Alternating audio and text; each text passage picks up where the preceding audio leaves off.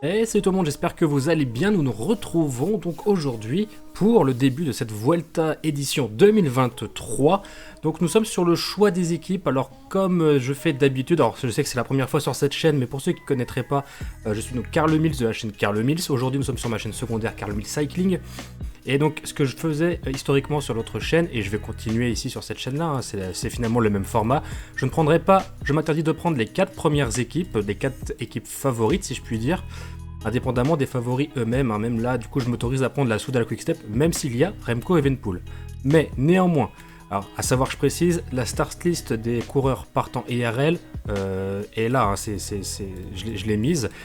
Donc c'est vraiment là les équipes qui sont là, les coureurs que vous voyez là, ce sont bien les coureurs partant IRL, d'accord? Sur les grands tours, on a cet avantage-là que les équipes sont définitives quelques jours avant le départ. Je vais partir avec la Bora. Je voulais partir avec la Bahreïn en hommage à Gino Madère. Encore une fois, on ne l'oublie pas. Mais finalement, je me suis dit que ça serait plus intéressant pour nous de jouer la Bora. Pourquoi la Bora? Puisque nous avons... Bah vous savez quoi, on va démarrer la course et puis j'aurai comme largement le temps de vous expliquer tout ça après. Mais on va partir sur la Bora. Bienvenue à tous, nous sommes à Barcelone pour le grand départ de la 78e édition de la Vuelta. Comme souvent sur cette épreuve, c'est un contre-la-montre par équipe qui attribuera le premier maillot rouge de leader. Ce tracé urbain s'annonce relativement technique, même s'il ne devrait pas provoquer de gros écarts en raison d'une distance qui se limite à 15 km seulement. Bien, donc Patrick Chassé a presque tout dit. Alors, on commence la course directement, je vous fais pas un petit point sur le parcours et le profil de l'étape. D'accord, et je le ferai sur aucune étape de cette Vuelta, contrairement à ce que je faisais historiquement, puisque j'ai remarqué que généralement, les gens s'en fichaient pas mal. Donc, bien, ne perdons pas de temps, puis moi, ça me fait gagner aussi un peu de temps sur le montage, comme ça, tout le monde est content. Donc, du coup, on est directement en course. Alors, je vous avais dit que j'avais pris la Bora, puisque la Bora est bien plus complète, et notamment sur les chronos. Sur les chronos, l'équipe est bien meilleure. Mais du coup, qui avons-nous au départ de cette Vuelta? Nous avons donc chez la IF, nous avons Bisseguer, Carty, Vandenberg, Piccolo, Caicedo, le frère Vandenberg, Camargo et enfin Sean Quinn. Donc plutôt une belle équipe. De toute façon, vous allez voir que sur cette Vuelta, il y a beaucoup de très bons coureurs. J'ai l'impression que les équipes ont quasiment tout donné à chaque fois, hein. Ici, nous avons comme premier Vingegaard, Roglic, Van Barle, Gesink, Kelderman, Tratnik, Walter, Sepkus, d'ailleurs qui sont en train de péter le chrono. Chez la Arkea, d'ailleurs je vois que j'ai une petite chute de FPS. Mais c'est l'étape qui veut ça, même quand je jouais en solo que j'enregistrais pas, c'était la même chose, ça c'est bizarre, mais c'est comme ça. Chez Arkea, nous avons donc Kevin Vauquelin, attention à surveiller, hein, future étoile montante, enfin même future, non, étoile montante du cyclisme français, jusqu'où ira-t-il, on verra bien, mais excellent coureur français. Ozian, Ries, Gébert, Lebert, Hofstetter. Ici, une autre équipe, la Ineos, qui est en train de mettre une petite fessée à l'Arkea avec Geraint Thomas, Filippo Ganna, bien évidemment, on ne le présente plus, Timena Rensman, Castroviero, Lorenz de Plus, Heyduk, et j'ai fait un oublié un, Fraile. Alors par contre, ils sont en train de se mélanger, en plus ils ont les maillots de la même couleur, quasiment, c'est un peu compliqué. Bernal également à la Ineos, Bernal qui a perdu sa roue avant accessoirement, c'est peut-être pour ça qu'il n'est pas aussi bon qu'avant aussi, hein. S'il roule il est sur un monocycle, c'est plus compliqué. Du coup chez la Arkea nous avons oublié Rodriguez et le Danois qui sont un peu plus en arrière. À la Cararurale, je laisse sur pause pour le moment histoire de rattraper un peu les trains. Nous avons Olar, Nicolo, Barenexgea, oh là, alors là la prononciation excusez-moi, Balderstone, Gonzalez, Schlegel, Barcelo et Cepeda pour le départ de cette Vuelta. Chez l'équipe Intermarché, nous avons Eregots, Costa, Johansen, Gossens, Rentaramae, Van Poppel et Hugo Page. Et Petit, 2 fois et finalement. Chez les Burgos, pardon. Donc il y a en effet Navarro, Esquerra, Fagundes, Sanchez, Boll, Diaz, Bart, Okamika. La Bahreïn, une équipe que j'ai failli prendre, mais finalement que je n'ai pas pris. Nous avons Gradec, Buitrago, Tiberi, Govekar, Woodpulse, Caruso, Sutterlin et Landa. Alors je ne l'ai pas pris cette équipe, je vous disais, parce qu'ils sont un peu moins complets. Il y a moins de coureurs qui sont bons pour les chronos, donc ça veut dire que la première étape, on risque de perdre pas mal de temps. Et même par la suite, il y a au milieu de Vuelta, deuxième moitié plus précisément, il y a un autre chrono et je me dis que déjà qu'on va galérer à prendre du temps sur les favoris, si jamais on en prend évidemment. On risque de tout perdre sur le chrono, ce serait assez frustrant, sauf Caruso, mais ça veut dire qu'on joue que sur une seule carte, c'est rarement une bonne idée d'expérience. Chez la Cofidis, il y a Brian Cocard, Fernandez, Rochas ou Rochas d'ailleurs, je ne sais pas, Carvalho, Herrada, Chimolai et le deuxième frère Herrada, il y a José et Jesus. Bidar également est là. La Groupama FDJ, c'est une équipe plutôt jeune qu'ils ont alignée au départ de cette Vuelta, sûrement pour tester un peu les jeunes et leur récupération entre autres, bref, voir comment ils se débrouillent sur un grand tour, donc ça va être très intéressant à suivre pour le futur de la Groupama FDJ.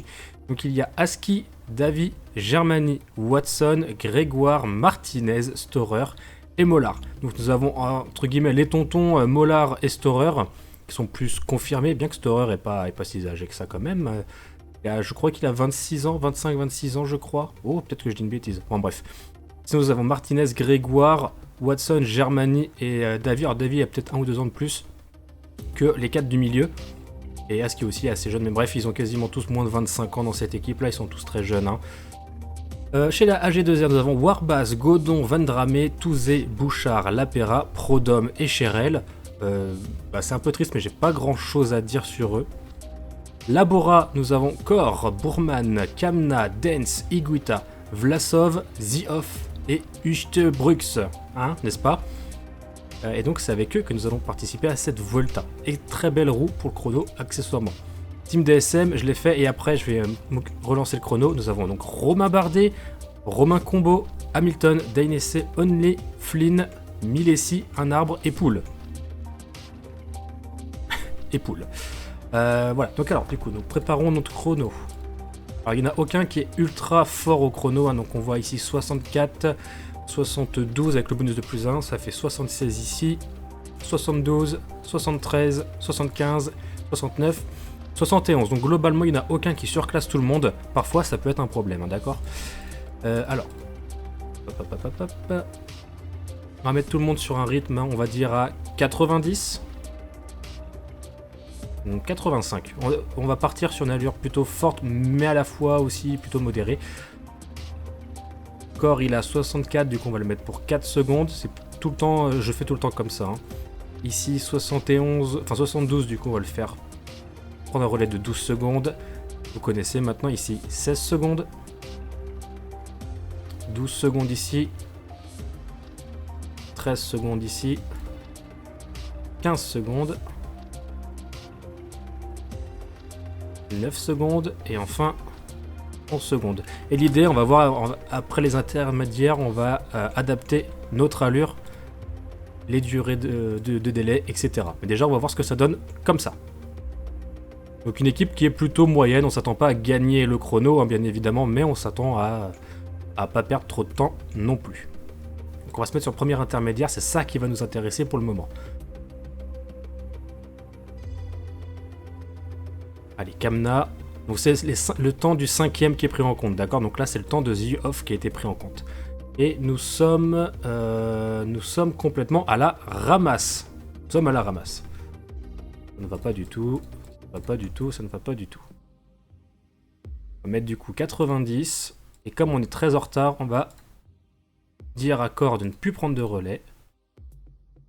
On va demander également à Zioff de ne surtout pas prendre de relais. Et le reste, ça devrait aller. Sinon, dans la présentation des équipes, nous avons ensuite chez la UAE, Marc Soler, Almeida, Molano, Oliveira, Fischer Black, Ayuso, Vine et Novak. Donc encore une fois, une très très belle équipe.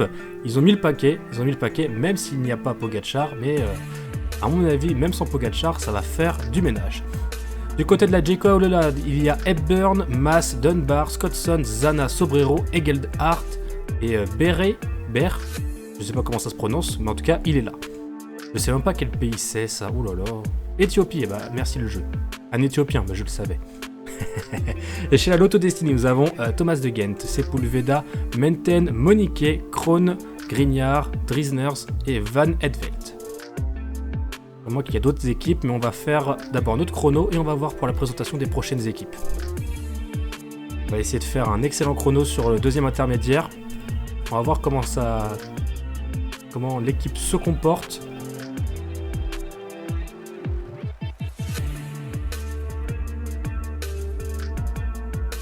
Il faut qu'on rattrape notre retard. Normalement à 90 on devrait être bon. Là j'ai 2 coureurs qui prennent pas de relais, donc ils vont être distancés assez rapidement, c'est-à-dire Core et The Off. Ok, deuxième intermédiaire, 7ème à 36 secondes, donc c'est déjà franchement mieux. On a même repris un peu de temps, mais ça risque de ne pas être suffisant. Malgré tout, je crois pas qu'il faut que l'on change quoi que ce soit, sinon il y aura plus de barre rouge et on va être cuit. Donc bon, c'est pas grave, on va le faire comme ça, on va continuer sur cette allure-là, c'était pas trop mal. On va finir les 5 derniers kilomètres comme ça. Quoique non, on pourrait mettre les meilleurs à rouler d'ailleurs. Hein.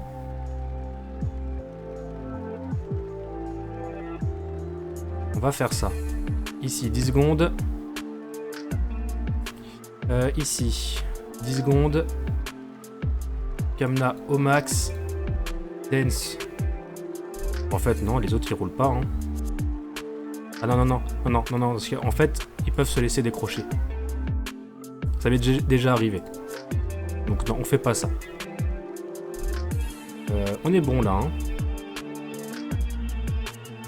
On devrait être bon. Allez, on finit fort. La Vlasov qui prend un relais de 25 secondes.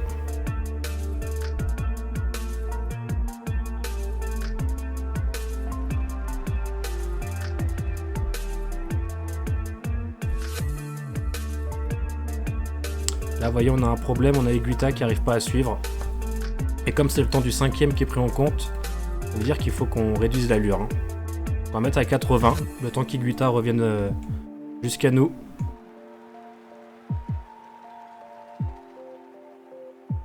Ok, c'est bon, il est revenu, il est dans la roue. On remet à 90. Comme ça, il profite de l'aspiration, c'est important.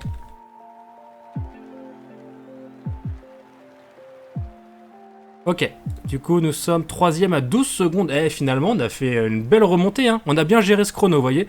On a démarré très très mal et finalement, on s'en est très bien sorti. Donc, je vous disais, il y a un AG2R qui est là. Ah ouais.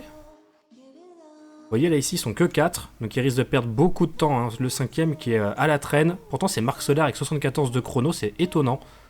Ils ont une belle équipe pour le chrono quand même. Hein. On a vu. Eux, on les a vus aussi. Chez la Astana, donc De La Cruz, Dombrowski, Battistella, Zeitz, Sanchez, Fellini. Sanchez, il est comment? Il est pas si bien noté que ça. Fellini, Pronsky, Romo. Du côté de la Movistar, Enric Mas, bien évidemment, Guerrero, Lascano, Arcas, Erviti, Garcia Cortina et Oliveira. J'espère voir Mas à l'attaque, j'espère le voir très en forme cette année sur la Vuelta. Parce que malheureusement, hein, j'imagine que vous vous souvenez, mais sur le Tour de France, très très tôt, dans les premières étapes, il a abandonné sur chute. On l'a quasiment pas vu. Hein. Cette année, il était il était très absent en masse finalement. Donc c'est vraiment la course où il doit se montrer, s'illustrer. Hein. Rubio aussi également dans cette équipe. Du côté de la Total Energy, il y a Pierre Latour, Kras, Van Gestel, Doubet, Soupe, Ourselin, Bonnet et j'en oublie un, Joussoum. Derrière, nous avons évidemment la Soudal Quickstep avec Verweyck, Pedersen, Knox, Hirt, Evenepoel, Baggioli, Seri et Cataneo. Et oui, en effet, le copain, je veux dire l'équipier modèle de Evenepoel, Van Wilder, ne participe pas. Il se sentait pas si en forme que ça, donc il a décidé de ne pas participer à la Vuelta. Mais on le verra l'année prochaine sans aucun doute. Alors, Pedersen, c'est Casper Pedersen, d'accord, c'est pas Mats Pedersen, c'est pas la même équipe. Par contre, Mats Pedersen est dans cette équipe-là, mais je sais pas s'il a pris le départ de la Vuelta, la réponse est non. Donc il y a Boyk, Mollema, Kenny Elissonde, Teuns, Bernard, Gebrselassie, Lopez, Vergaard et Mosca. Encore une fois, une belle équipe avec Juan Pedro Lopez, qui est plutôt fort quand même. Est-ce qu'il y a un grand leader parmi eux? Non, Mollema il est fort, Elissonde aussi, mais pas de favori pour le général chez eux. Du côté d'Alpecin de Koenig, il y a Janssen, Plankert, Gis, Bayer, Groves, Gaz, Ballersted et Osborne. Et c'est la dernière équipe de cette Vuelta. En tout cas, je suis très content, on a fait 3ème. Ah, vous voyez ici, pareil, grosse erreur. Encore une fois, le chrono est pris à partir du temps du 5ème coureur qui franchit la ligne. Et là, ils partent à 4. Très mauvais plan. Parce que du coup, le 5ème n'est pas dans l'aspiration, il n'est pas dans l'allure. Et là, ils vont perdre un temps phénoménal. Donc vous voyez, n'hésitez pas à faire comme ce que j'ai fait, à ralentir un petit peu vos 4 hommes de devant pour attendre le 5e, parce que c'est lui qui compte, c'est lui qui est le plus important. Bon, je pense que vous avez compris maintenant. Là, avec Evenpool, normalement, ça doit décoller. Ça doit décoller, là, les mecs, ils doivent voler sur la selle. Nox qui a pris les roues, c'est bien. Ah bah, tout le monde revient, finalement, tout le monde reprend les roues. Une équipe qui fait peur. Oh, 7ème à 24 secondes. Ah, Nox qui est en train de craquer. Nox qui craque. Ouais, bah, cette équipe me faisait un peu peur, mais finalement, ça a l'air d'aller. Quoi qu'il revient, ça fait pas mal le yo-yo dans cette équipe. Hein. Attention à Bad Joli qui fasse pas une cassure. Hein. Enfin, quoique moi, ça m'arrangerait, hein, personnellement. Mais... Ok, là, c'est le temps de Cataneo, du coup, qui va compter. On est devant eux, nice. Et on s'est vraiment super bien débrouillé. Oh là, ici, par contre, j'ai l'impression que c'est un peu du grand n'importe quoi. 1,41, vous avez vu le temps qu'ils ont perdu? Mais là, ça va être terrible, hein. Parce que c'est même pas le temps de Lopez qui va être pris, c'est le temps de Edison d'ici. Oh là là là là là là. Et la Lidl Trek qui a fait absolument n'importe quoi sur ce chrono par équipe. Il n'y a pas de favori du général. Ça se voit. Bon, et 3ème, à seulement 12 secondes de retard sur la Jumbo Visma et la Ineos Grenadiers. Franchement, c'est pas mal du tout. On s'est très bien débrouillé. On faisait pas du tout partie des favoris. Excellente performance de l'équipe allemande. Ah bah vous voyez, je regrette pas du tout d'avoir choisi cette équipe. Donc bah le classement, on le connaît. Premier maillot rouge, Wilco Kelderman. Ah, ça c'est bien, ça aurait pu être Roglic dès le début, mais non. Et ça c'est bien pour nous, parce que ça veut dire que c'est la Jumbo Visma qui va devoir régler les écarts. Après, les échappées arrivent souvent au bout, j'ai remarqué, donc il faudra quand même qu'on reste vigilant si on veut faire des victoires d'étape. Il va falloir qu'on soit acteur quand même. Classement des jeunes, Attila Walter. Est-ce qu'on en a chez nous? On a Sian, comment ça s'appelle ça? Sian Uchtebroeks, qui est 4ème avec 12 secondes. Et Attila Walter, ça va pas être simple d'aller le chercher, et Rensman non plus. Hein. Évidemment, il y a Evenpool aussi dans le classement, ça va pas être simple non plus. Hein. On se comprend. Et là, c'est le même classement, donc pas de surprise.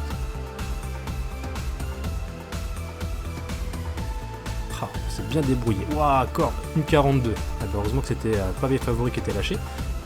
Donc, nous nous retrouverons demain pour l'étape 2. Départ à Mataro, arrivée à Barcelone. Étape longue de 173 km. Et donc, bah, je vous dis à demain. Profitez bien du chrono par équipe qui arrive là incessamment sous peu. Quoique, sûrement que vous l'aurez déjà regardé avant d'avoir vu ma vidéo. En tout cas, on se retrouve demain pour cette étape 2. A bientôt. Bye.